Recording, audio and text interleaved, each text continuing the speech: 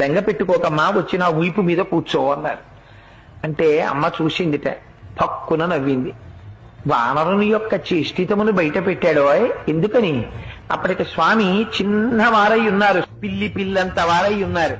అమ్మా వచ్చిన వీపు మీద కూర్చో అమ్మా, 100 యోజనముల సముద్రాన్ని దాటించి ఆవలి ఒడ్డుకు తీసుకెళ్లి ప్రశ్రవణ పర్వత శిఖరముల మీద కూర్చున్న రామచంద్రమూర్తి యొక్క పాదార విందముల యందు సమర్పించి కృతకృత్యులనవుతానమ్మా అన్నారు. అంటే అమ్మ నవ్వి ఓ మాట అంది. ఎంత మాట అన్నావోయ్ హనుమా, నువ్వే ఇంత స్వరూపమా, నీకో ఇంత వీప, ఆ వీపు మీద నేను కూర్చోనా, నువ్వు నన్ను తీసుకెడతావా, నీ వానర బుద్ధి బయట పెట్టావోయ్ అంది.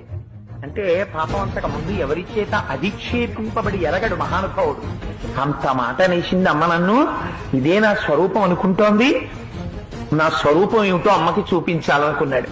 నిరుమందర సంకాశౌ భవౌదీప్తానల ప్రభ అగ్రతవ్యవతస్తేచ సీతాయా వనరోత్తమ. ఒక్కసారి మేరుపర్వత శిఖరాలు ఆకాశాన్ని చుంబిస్తూ ఎలా ఉంటాయో అంత స్వరూపాన్ని పొందేసి పెద్ద పెద్ద పాదాలతో, పిక్కలతో, మోకాళ్లతో, బలిసినటువంటి తొడలతో, సన్నటి నడువుతో, విశాలమైనటువంటి వక్షస్థలంతో, శంఖం లాంటి కంఠంతో, కాల్చిన పెనం లాంటి ముఖంతో, వాడి అయినటువంటి కోరలతో, పచ్చటి కన్నులతో, పెద్ద శిరోజములతో, మహానుభావుడు పరిఘల వంటి భుజములతో, పెద్ద పెద్ద వేళ్లతో, అంతంత అరిచేతులతో స్వామి నిలబడేటప్పటికీ అంత పైకి చూసి అమ్మ ఆశ్చర్యపోయింది. నాయనా, నాకు తెలుసయ్యా నువ్వెవరో.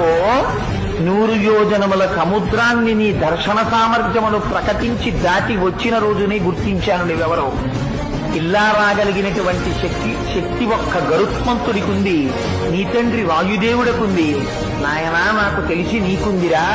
నువ్వింత సమర్థుడవు కాకపోతే రామచంద్రమూర్తి నిన్ను నా దగ్గరకు పంపరు.